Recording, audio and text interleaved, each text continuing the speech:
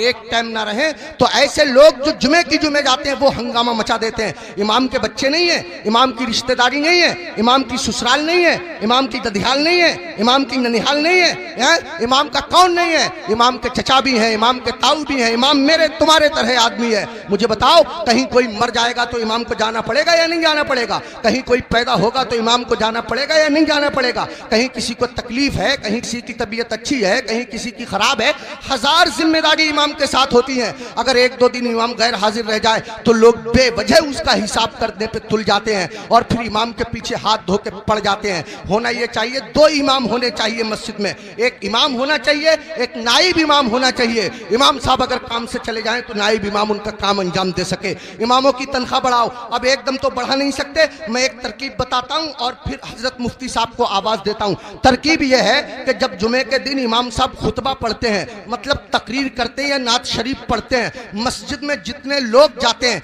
अगर सिर्फ 10-10 रुपए से इमाम साहब का मुसाफा कर देंगे तो कसम खुदा की आपके पास से 10 रुपए जाएंगे, मेरी मस्जिद के इमाम साहब के पास हजारों रुपए इकट्ठे हो जाएंगे। इमाम साहब के बच्चे खाएंगे, उनके दिल से दुआ निकलेगी।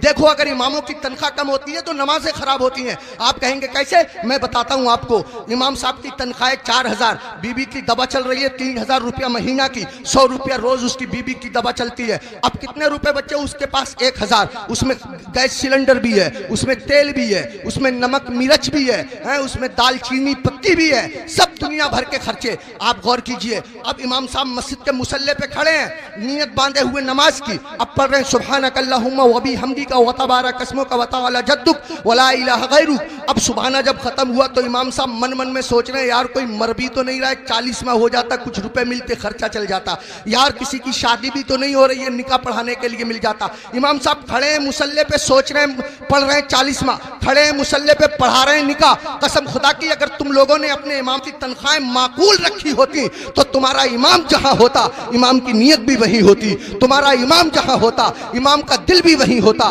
तुम्हारा इमाम जहां होता इमाम का ख्याल भी वही होता। इमामों की तनख्वाहें बढ़ाओ, मिला करो, हर हफ्ते मामूल बना लो। जब तुम कमाते हो, हजारों कमाते हो, मामूल बना लो कि हर महीने में इमाम साहब को गौसे आजम की तरफ से 11 रुपए दूंगा या 1100 रुपए दूंगा या 500 रुपए दूंगा। महीने में तुमको तनख्वाह मिले 10,000, महीने में तुमको तनख्वाह मिले 15,000, 8,000, 8,000 में से 100 रुपए चुपके से जाओ इमाम साहब से मुसाफा करके आ जाओ। अगर बस्ती में 100 घर हैं, सबके सब 100-100 रुपए से मुसाफा करेंगे, हिसाब जोड़ आप लेना रुपए कितने हो जाएंगे, इमाम साहब का काम हो जाएगा। मैं कहना ये चाहता हूँ, इतना बड़ा इमाम, कभी तुमने सोचा, तुम लोग अपने बिस्तर पे सोते रहते हो फजर की नमाज के वक्त, तुम्हारा इमाम तुम्हारी बस्ती की मस्जिद के मुसल्ले पे बैठ के तुम्हारे लिए दुआ कर रहा होता है, या अल्लाह मेरी बस्ती पे करम फरमा, या अल्लाह इस बस्ती पे रहम फरमा, लोगों के कारोबार में बरकत अता फरमा, इज्जत की हिफाजत फरमा, दौलत की हिफाजत फरमा, आबरू की हिफाजत फरमा। और तुम उसी इमाम के पीछे पड़े रहते हो जो तुम्हारे लिए दुआएं करता रहता है। एक आदमी पड़ा रहता था बहुत इमाम के पीछे, एक दिन पकड़ लिया इमाम साहब ने, अबे फजर की नमाज पढ़ी है?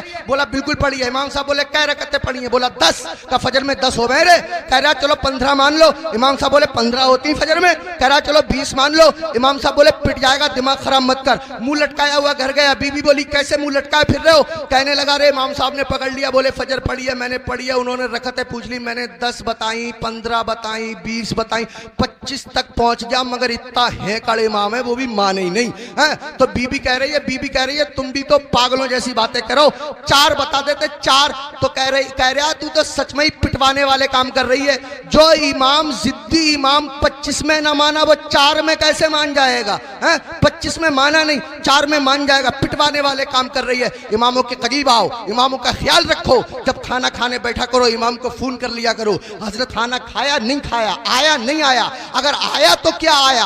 अगर तुम्हारे घर कोई अच्छी चीज बना करे इमाम को पहुंचा दिया करो, इमाम का ख्याल रखा करो। बाल काटने की दुकान है, इमाम से बाल तरसवाने के पैसे मत लिया करो। कपड़े सिलने की दुकान है, इमाम के कपड़े फ्री सिल दिया करो। पूरी बस्ती का एक इमाम है, क्या नहीं हो सकता? मुश्किल काम नहीं है, मुश्किल काम नहीं है। एक इमाम के साथ अगर ये रियायत रियायत की जाए। कोशिश करो अपनी मस्जिद के इमामों को हज कराओ, उम्रे के लिए भेजो, सब मिलकर के कोशिश करो तो कोई कर्रा काम नहीं है। मैंने बहुत कीमती वक्त ले लिया, आपसे भी मैं माफ़ी चाहता हूँ और मुफ्ती साहब से भी मैं माफ़ी चाहता हूँ, मिंबर शरीफ पे बैठे हुए तमाम लोगों से मैं माफ़ी चाहता हूँ। मेरे दिल की तमन्ना थी, मेरी आरजू थी, इमामों के बड़े बुरे हालात लोगों ने बना दिए। यही वजह है हमारे 50% मौलवियों ने अपना कारोबार शुरू कर दिया, इमामतें छोड़ दी और इमामों के साथ ऐसे ही रवैया रहा तो कसम खुदा की तुम लोगों के बच्चों को अल्लाह और रसूल का नाम सिखाने वाले लोग मिलना मुश्किल हो जाएंगे। ऐसी हालत